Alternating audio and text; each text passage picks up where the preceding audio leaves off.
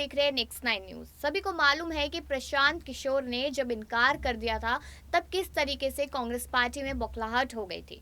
लेकिन अब एक और खबर, बड़ी खबर सामने आ रही है जिसमें बताया जा रहा है कि प्रशांत किशोर जल्द ही एक नई पार्टी बना सकते हैं। जी हाँ, और उन्होंने कहा है कि शुरुआत जो होगी वो बिहार से होगी।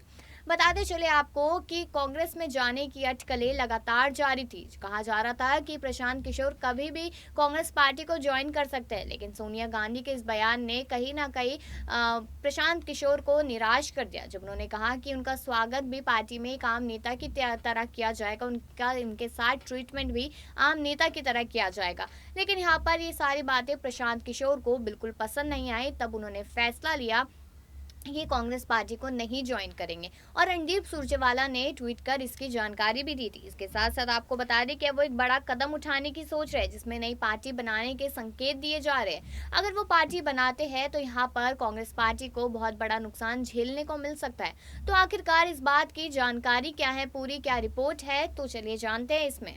बता दें कि कांग्रेस को फिर से खड़ा करने के प्लान और पार्टी में शामिल होने की अटकलों को लेकर पिछले महीने सुर्खियों में रहे प्रशांत किशोर एक बार फिर चर्चा में हैं। इस बार उन्होंने बड़ा धमाका किया है। प्रशांत किशोर ने एक ट्वीट किया जिसमें वो मुश्किल संकेत दिया गया कि कांग्रेस पार्टी में शामिल होने और पार्टी में बदलाव के लिए कांग्रेस के साथ बातचीत टूटने के बाद अब उनका अगला कदम क्या होगा। पीके के इशारों में नई पार्टी बनाने के संकेत दे दिए। प्रशांत किशोर ने ट्वीट किया कि लोकतंत्र में एक सार्थक भागीदार बनने और जन समर्थक नीति को आकार देने के प्रयास में मैंने 10 साल का उतार चढ़ाव देखा। अब उस अयोध्या को पलटता हूँ। रियल मास्टर्स यानी लोगों के पास जाने का समय, मुद्दों और जन सुराज, जनता की सुशासन के मार्ग को बेहतर ढंग से समझने के लिए बिहार से शुरुआत। पीके की नई घोषणा के इस बात को संकेत मिल रहा है कि वह दोबारा अपने गृह राज्य मंत्री की ओर मुखातिब हो रहे हैं, जहां उनका सियासी आधार हो सकता है। 4 साल पहले उनका संक्षिप्त राजनीतिक कार्यकाल मुख्यमंत्री नीतीश कुमार की पार्टी जनता दल के साथ शुरू हुआ था। अब तब उन्हें जेडीयू का राष्ट्रीय उपाध्यक्ष बनाया गया था, लेकिन 16 महीने बाद ही उन्होंने मतभेद के बाद पार्टी छोड़ दी थी।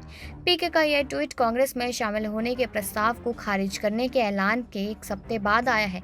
पिछले संदेश में उन्होंने 2024 के आम चुनावों के लिए काम करने वाली कांग्रेस समिति के सदस्य के रूप में बोर्ड में आने के लिए कांग्रेस का प्रस्ताव अस्वीकार कर दिया था।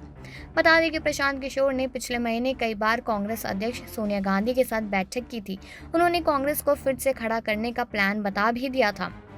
तब चर्चा थी कि वह खुद पार्टी में शामिल हो सकते हैं, लेकिन कुछ मुद्दों पर सहमति न बन पाने की वजह से उन्होंने पार्टी में शामिल होने से इनकार कर दिया था।